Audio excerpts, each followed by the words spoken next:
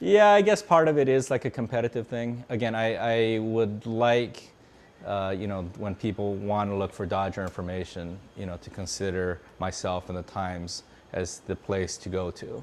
So, say like in the quickest way to get this out there, obviously, is through Twitter. And then Steve Dilbeck, who does our blog, we usually get up pretty quickly and type something out, about what Mattingly said before the game. So I kind of think that the combination of those two things, I'm hoping at least will kind of help strengthen our brand name. I sit in front of TweetDeck during every game, sometimes just to relieve the boredom, because I find Twitter entertaining, and a lot of the stuff I'll put on there will have nothing to do with reporting or work or baseball, or sometimes I'll observe something interesting or hear something interesting. I tweet a lot about songs I hear at the ballpark on the the organist or the PA system or whatever, just stuff like that, just random off the wall stuff. There's much more immediacy. It's almost like you're in a race, even though there's no sense that I've got to get my stuff filed before the guy from the LA Times or MLB.com does. You're still sort of in a race. You want to get your stuff in as soon as you can.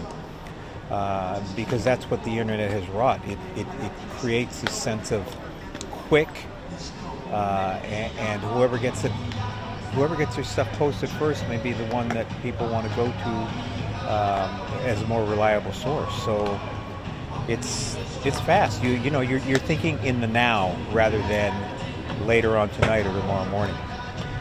It's instantaneous. It's just amazing. It's instant, and whether or not you're competing with your peers to get it out, a couple of seconds faster, I don't know. I think the people that like your work and that follow you are going to follow you regardless, but it's instantaneous. And it also helps me kind of maybe establish myself a little bit as not being more than just kind of an anonymous byline in the paper, and I think people get a little bit of a feel maybe for who I am.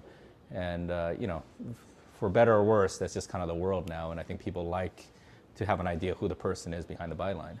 I guess our only concern would be that our beat reporters stick to breaking news and kind of, you and I, when we tweet each other, we can say, hey, did you see that guy's being an idiot over here, or this and that. We try and keep that, our columnists, we're fine with them tweeting opinion, but we want our news reporters to tweet news.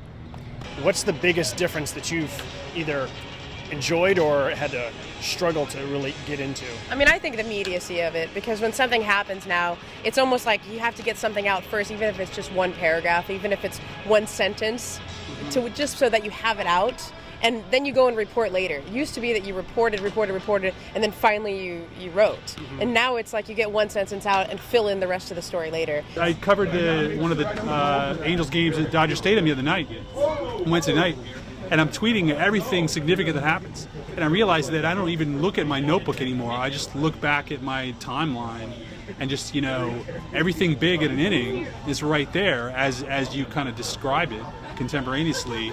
So you could, if you have everything in there, the inning and the score, you could look back on your Twitter feed to kind of see when everything happened. Now, there's only 3 runs scored in that game, but it was tense enough that, you would, 20 years ago, you would rely on your notebook and save everything up until after the game, and you write one big story, and now people want to know, as it happens, what's going on. So it's very different.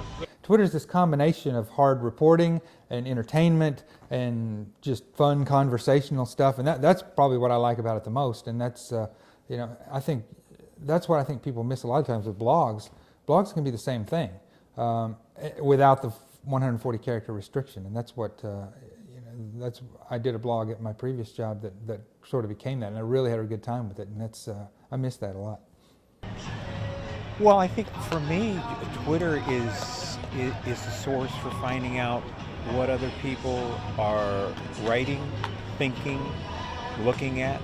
And really the reason you would just throw it out there, say on a Twitter account, just rush it out there on a Twitter account, is because there's some of these aggregating sites, say like MLB Trade Rumors, that a lot of people visit. Hardcore baseball fans do visit these things, and I do think that, my thinking at least is that if people get used to seeing my name there, they will, come to recognize, that the LA Times is probably the best place to get Dodgers coverage, and you hope that in the long term, that it will be beneficial for the LA Times brand.